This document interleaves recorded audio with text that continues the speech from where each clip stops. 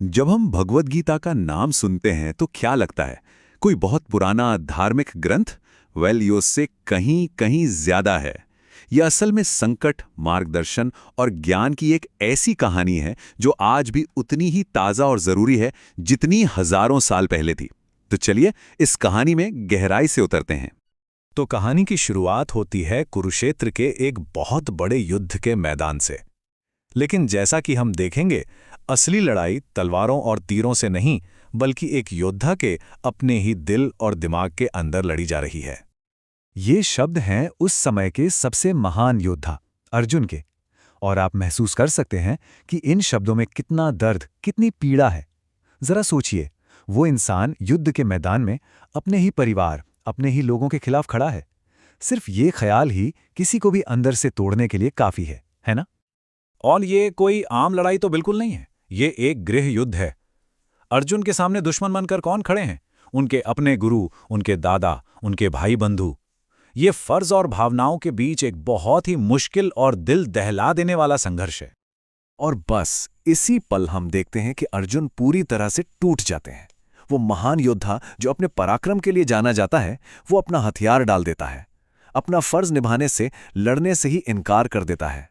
वो पूरी तरह से हार मान चुका है।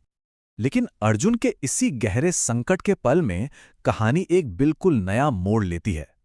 उनके सारथी, जो अब तक सिर्फ उनके दोस्त थे, कृष्ण, अब एक दिव्य गुरु के रूप में अपनी असली भूमिका में सामने आते हैं। अब देखिए, ये दिलचस्प है। कृष्ण अर्जुन को कोई दिलासा नहीं देते।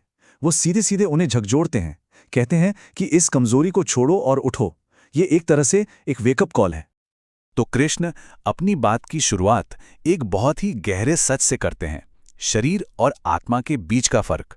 वो समझाते हैं कि ये जो शरीर है, ये तो एक दिन खत्म हो जाएगा, लेकिन आत्मा, जिसे आत्मन कहते हैं, वो अमर है, वो कभी नहीं मरती।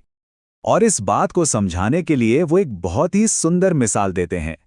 कहते हैं कि जैसे हम पुराने फटे हुए कपड़े बदलकर नए पहन लेते हैं, ठीक वैसे ही आत्मा पुराने शरीर को छोड़कर नए शरीर में चली जाती है।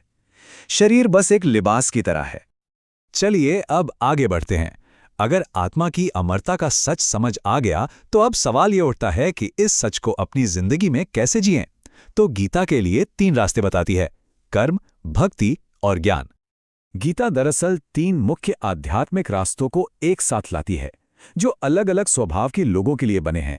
मतलब ये कोई वन साइज फिट्स ऑल जैसा नहीं है। यहां हर किसी के स्वभाव के लिए एक रास्ता है। तो पहला रास्ता है कर्मयोग, यानी एक्शन का रास्ता।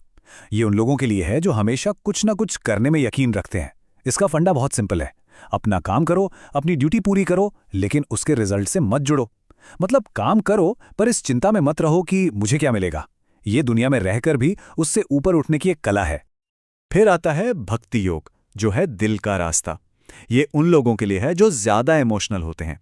इसमें प्यार, विश्वास और भगवान के प्रति पूरी तरह से सरेंडर करके आध्यात्मिक जुड़ाव महसूस किया जाता है। और तीसरा रास्ता है ज्ञान योग, मतलब बुद्धि का रास्ता। ये उन लोगों के लिए है जिनके मन में हमेशा सवाल उठते हैं, जो चीजों को तर्क से समझना चाहते हैं। इसमें ज्ञान और विवेक के जरिए मैं कौन हूं जैसे गहरे सवालों के जवाब खोजे जाते हैं। अब आते हैं गीता के एक बहुत ही प्रैक्टिकल और सुंदर सिद्धांत पर। इसे हम कह सकते हैं कमल के पत्ते का सिद्धांत। तो एक बड़ा सवाल उठता है ना, कि अगर हमें दुनिया में रहना है, काम करना है, तो हम उसके अच्छे बुरे असर से, उसके बंधन से कैसे बचें? कृष्ण का जवाब बहुत ही गहरा है। ये मिसाल सब कुछ साफ कर देती है। कृष्ण कहते हैं कि दुनिया में ऐसे रहो जैसे कमल का पत्ता पानी में रहता है। वो पानी में ही रहता है, पर पानी की एक बूंद भी उसे छू नहीं पाती, उसे गीला नहीं कर पाती। यही है कमल के पत्ते का सिद्धांत। दुनिया में रहो, पर दुनिया को अपने ऊपर हावी मत होने दो। गीता हमें 2 तरह के स्वभावों के बारे में भी बताती हैं। एक है दिव्य और दूसरा आसुरी। एक तरफ है पवित्रता और क्षमा जैसे गुण, जो हमें आजादी की ओर ले जाते हैं, और दूसरी तरफ हैं अहंकार, पाखंड और गुस्सा, जो हमें बांधते हैं। और गीता कहती है कि चुनाव हमेशा हमारे हाथ में होता है। और अब हम आते हैं इस पूरी कहानी के सबसे गहरे मतलब पर। वो है भीतर का युद्ध क्षेत्र। क्या हो अगर ये कुरुक्षेत्र का मैदान कहीं बाहर नहीं, बल्कि हमारे ही अंदर हो? यही वो बात है जो गीता को आज भी इतना प्रासंगिक बनाती है। ये पूरा युद्ध क्षेत्र असल में हमारे मन का प्रतीक है, जहां हमारी अच्छी और बुरी आदतों, हमारे सही और गलत विचारों के बीच हर पल एक लड़ाई चलती रहती है। और देखिए, ये रूपक कितना खूबसूरत है। ये शरीर एक रथ की तरह है। हमारी जो इंद्रियां हैं वो हैं बेकाबू घोड़े जो इसे कहीं भी खींचकर ले जाना चाहती हैं, और इस रथ पर सवार अर्जुन वो हम खुद हैं। तो फिर कृष्ण कौन है?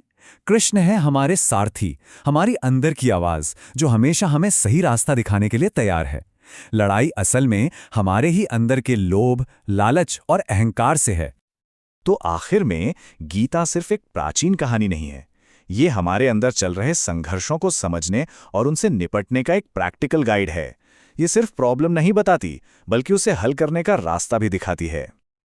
और ये हमें इस एक आखिरी सवाल के साथ छोड़ जाती है कि अगर असली लड़ाई हमारे अंदर है, तो हमारे अपने मन के कुरुक्षेत्र में हमारे कौरव और पांडव कौन हैं? और सबसे जरूरी सवाल, हम अपने अंदर के कृष्ण की आवाज कैसे सुनें?